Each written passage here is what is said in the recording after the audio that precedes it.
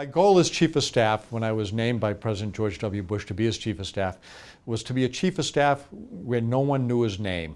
And so I wanted to just be kind of inside, making the trains run on time and making sure the President had all he needed to make tough decisions.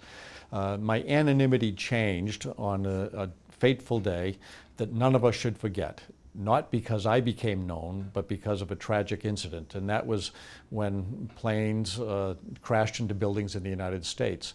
We were at a school in Sarasota, Florida, the Emma E. Booker School. It was an elementary school, and the President had arrived at the school, and as we were walking into the holding room, which was a converted classroom into a White House command center, there was a buzz in the air, and I remember two people in particular kind of asking the question, did anybody hear about a plane crash in New York? One of them was Karl Rove, the other one was Dan Bartlett.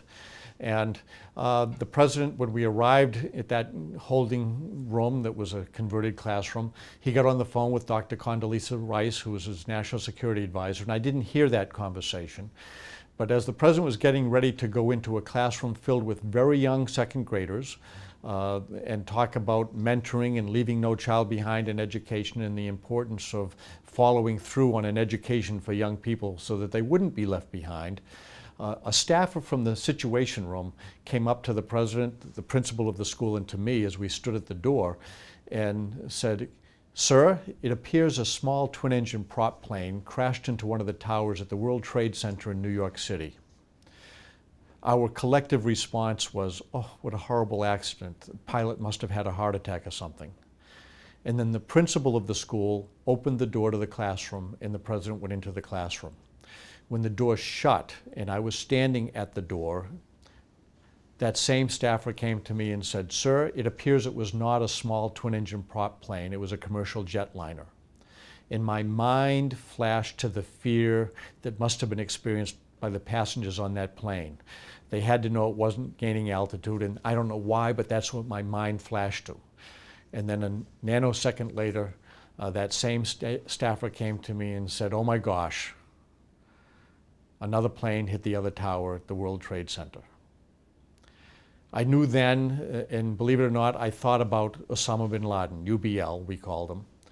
I knew it wasn't a coincidence, I knew it wasn't an accident, and I thought that it was some kind of an attack.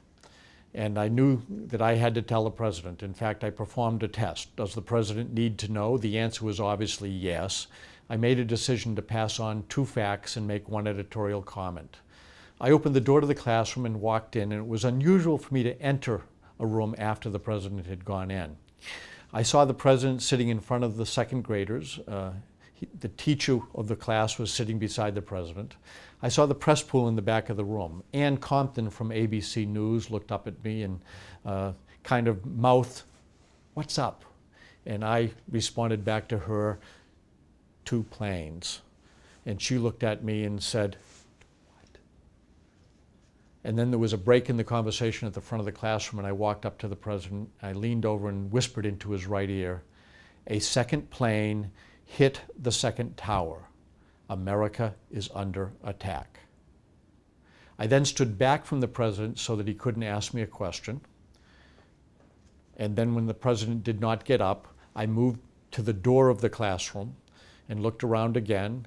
And I saw in my peripheral vision the Secretary of Education, Rod Page, and one of the White House staffers, Sandy Kress, who was in charge of education, and the principal of the school. Off to my right, I saw Ari Fleischer whispering into the ear of some of the reporters that were in the press pool.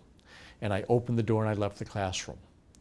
The President stayed there, and I was really glad he did. He did nothing to introduce fear to those very young students. He did nothing to demonstrate fear to the media that would have translated it to the satisfaction of the terrorists all around the world.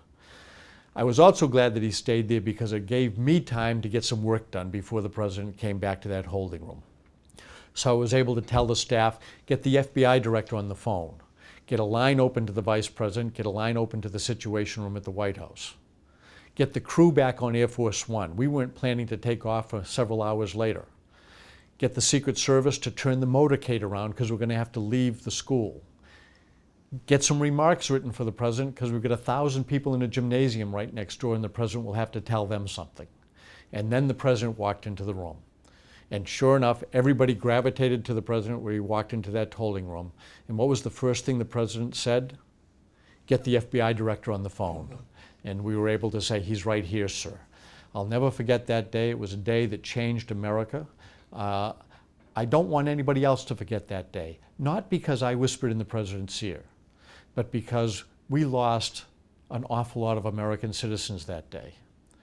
We found lots of policemen and firemen that answered the call to duty and ended up sacrificing their lives. So don't forget the sacrifices that day, and don't forget that it changed America.